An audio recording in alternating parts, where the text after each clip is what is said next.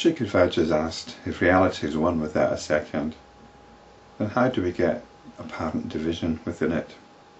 How do we get the division into one who is seeing, an object that is seen, and the process of seeing?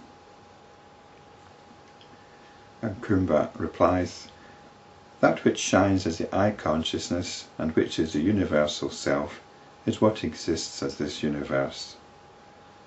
There is indeed no real distinction between that universal self and the universe, as there is no distinction between air and its movement. One may say that between the waves and the ocean there is a causal relationship in terms of time and space, but in the universal self or infinite consciousness there is no such relationship, and hence the universe is without a cause. In that infinite consciousness this universe floats as a particle of dust. In it the word world comes to be endowed with substantiality or reality. So Kumbha is saying the universe is not actually created in the first place, and there's only apparent diversity. There's no real diversity. And this might seem very tricky to understand, but every night we enter into a world which isn't created and which is of the one substance. That's dream. Every night we dream. Is the world that we dream created? Does it actually exist? We certainly believe it exists at the time, and we get caught up in it no matter how absurd it is. We can be talking to animals, flying through the air, being chased by monsters, and it's all very, very real. It's created. We've got our senses, we've got our bodies, we've got our sense experiences. There's creation, there's diversity. There's apparent creation, apparent diversity. In the dream we have memories, we have feelings, we have our thoughts. But when we wake up we say it's just a dream. We give it the one label, it was all a dream. Made of dream stuff. If it was made of anything, it was made of dream stuff, whatever that might be. But we say it was just a dream, it was homogeneous.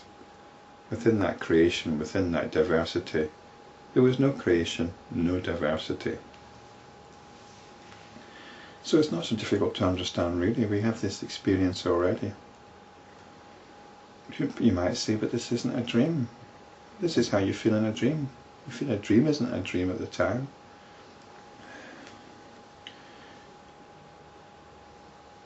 You might think, no, this is concrete reality, this is matter, we've got matter here.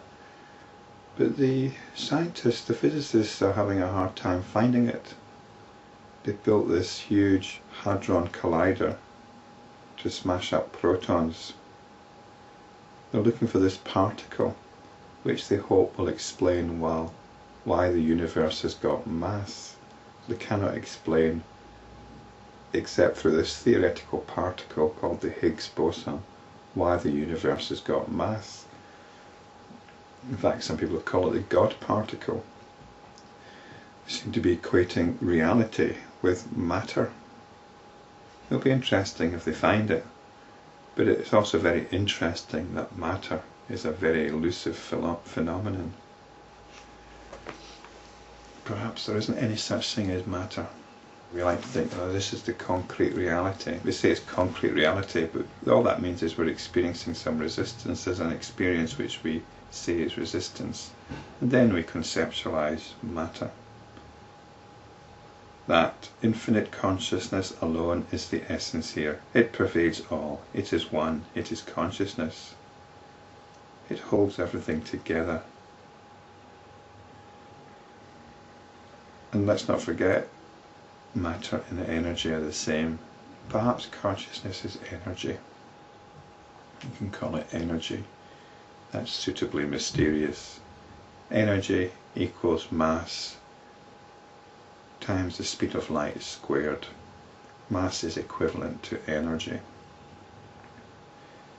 It holds everything together. Yet one cannot say it is one because of the total absence of divisibility or duality. We shouldn't even describe it as one.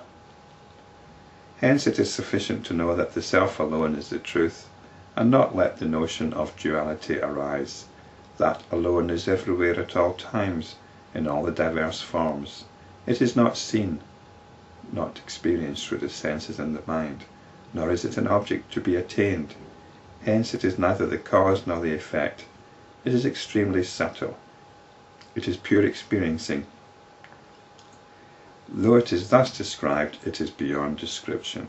Hence one cannot say it is, nor that it is not. How then can it be the cause of this creation? So this is the answer to Sikhidhvaja's question. There is no diversity. The one did not give rise to many. Apparent diversity is dreamlike diversity, which is no diversity at all.